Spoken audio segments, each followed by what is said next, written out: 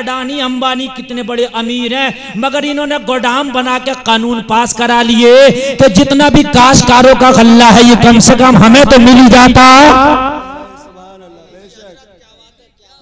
ये अंबानी अडानी तुम्हारे गुर्दे नहीं भरे, तुम्हारा दिल नहीं भरा।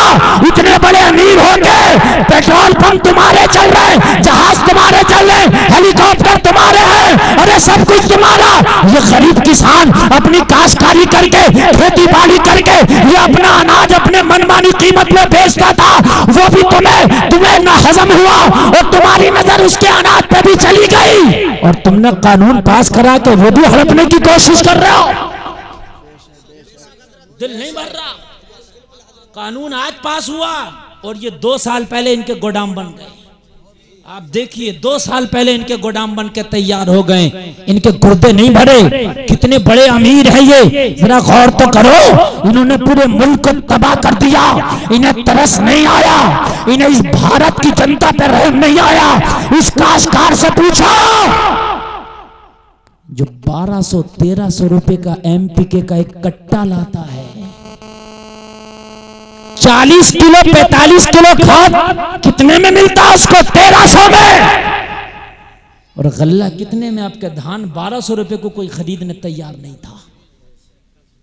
और ये कानून जब पास हो गया ना, मालूम है पास तो हो ही गया, और जब इसको लागू हो गया तो फिर ये जिस रेट चाहेंगे तुम्हारा गल्ला खरीदेंगे, भंडार करेंगे, फिर जिस रेट चाहेंगे तुम्हें बेचेंगे। ऐसे ही होता है। जब जियो का सिम आया शुरू में तो फ्री में है? ना नेट का पैसा जाएगा ना कॉलिंग का पैसा जाएगा, फ्री में फ्री में फ्री में। उसके बाद में फिर क्या हुआ तो 99 रुपए में 3 महीना चलेगा, फिर 99 रुपए में 1 महीना चलेगा, अब 199 में 1 महीना चल रहा है। बिल्कुल यही तुम्हारे अनाज का होना है। कान खोल के सुन लो, यही तुम्हारे अनाज का होना है। शुरू में तो तुम्हें बड़ी रियायतें दी जाएंगी, लेकिन जब ये पुख्ता हो जाएंगे तो लोगों एक दिन वो मुझे लगता है कि इस भारत में आ जाएगा कि भारत के लोगों को खाली एक वक्त का खाना मिलेगा ना तो बड़ी गनीमत समझेंगे। बहुत बड़ा भाई हमें गवर्नमेंट ने दे दिया, खाना दे दिया, बस बहुत हो गया, बहुत हो गया। खाना मिल रहा बस काफी है, यही काफी। इसलिए कि हमें ऐसा मफलूज कर दिया जाएगा, उस कंडीशन में लाकर रख दिया जाएगा। यार जिस खेती को तुम उगा रहे हो उस पर तुम्हारा कोई अधिकार नहीं।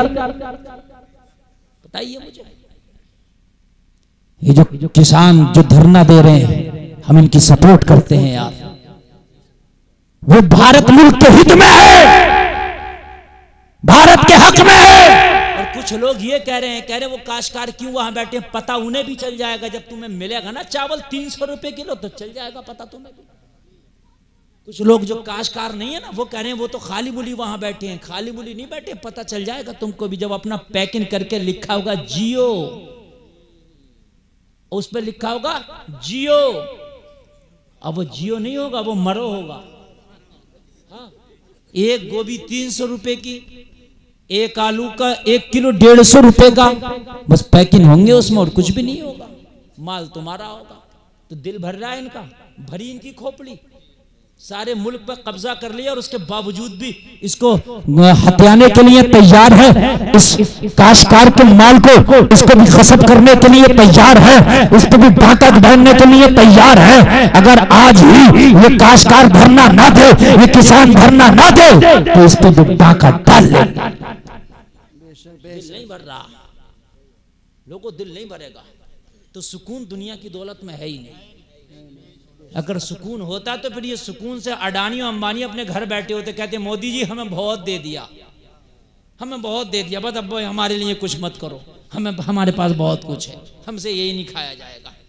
मगर नहीं, वो उंगली लगातार कि हाँ भाई नया बिल ये पास करो, ये पास करो, ये पास करो। समझ रहे? अल्लाह अल्लाह। जब प्याला भर जाता है ना लोगों तो फिर छलकने लगता है। प्याले में उतना नहीं आता कि जितना उसकी हैसियत होती है, हैसियत से ऊपर नहीं आएगा। 1 किलो के मग में 1 ही किलो आएगा, 1.25 किलो नहीं आएगा। अडानी अंबानी तुम्हारा प्याला भर चुका है। अब ये भारत की जनता जिस दिन जाग गई ना तो उस दिन ये प्याला छलक जाएगा, जो पास में है ना वो भी नहीं रहेगा। कान खोल कर सुन लीजिए आप। वैसे तो कारून के खजाने की चाबियां 70 ऊंट उठा के चलते थे। इतना बड़ा खजाना था, कोई है आज कारून का नाम लेने वाला? न कारून का खजाना है, न कारून का नाम लेने वाला। ए मुस्तफा के गुलामा, तो बस मैं यही कहना चाहता, तुम भी दुनिया के पीछे भाग रहे हो, अवानी अडानी भी दुनिया के पीछे भाग रहे हैं। तुम देखो इन्होंने दुनिया का सुकून, दुनिया का करार तबाह कर दिया। लोगों, अगर तुम सुकून चाहते हो तो दुनिया में नहीं है, अगर दुनिया में पड़ गए तो सुकून तबाह हो जाएगा। अगर ओरिजिनल सुकून चाहते हो, जिंदगी में ओरिजिनल मजा चाहते हो, तो बस मुस्तफा के दर पर जाके पड़ जाओ, जिंदगी में सुकून हो जाएगा। तो भाइयों, ये बात हकीकत है कि नहीं है? सुकून कहाँ मिलेगा? अल्लाह के रसूल की मोहब्बत में मिलेगा, इसके अलावा है ही नहीं। एक बात बताऊं मैं आपको, जहां 10 लोग इकट्ठा हो जाए तो कोई किसी की सुनने तैयार नहीं होता है। बोलो बोलो, है कि नहीं है? नथुआ अपनी कह रहा, बथुआ अपनी कह रहा है, कलुआ अपनी कह रहा, मलुआ अपनी कह रहा। लेकिन अल्लाह अल्लाह, मस्जिद में अगर 1 लाख नमाजी भी खड़े हैं तो सन्नाटा है, खामोशी खामोशी है। पता चला कि मुस्तफा के तरीके में ही सुकून है। आप जुमा की नमाज पढ़ने जाते हो, सब खड़े हो गए, जब अल्लाह अकबर कह के नियत करके हाथ बांध लिए तो सन्नाटा छा गया। पता चला सुकून इसी रास्ते पर है, इसके अलावा सुकून कहीं नहीं मिलेगा। आप तो संसद भवन में जाओ, आप तो लोकसभा में जाओ, मैंने कुर्सियां चलती देखी हैं, कुर्सियां मार रहे हैं, उधर से वो नेता खींच रहा, उधर से अपोजिट वाला खींच रहा, इधर से ये खींच रहा, इधर से रोलिंग पार्टी वाला चीख रहा, और जो सदर है वहां का, वो कह रहा sit down sit down sit down, उसकी कोई सुन ही नहीं रहा, कोई नहीं सुन रहा। कोई वक्त ऐसा होता सुनते ही नहीं है कोई।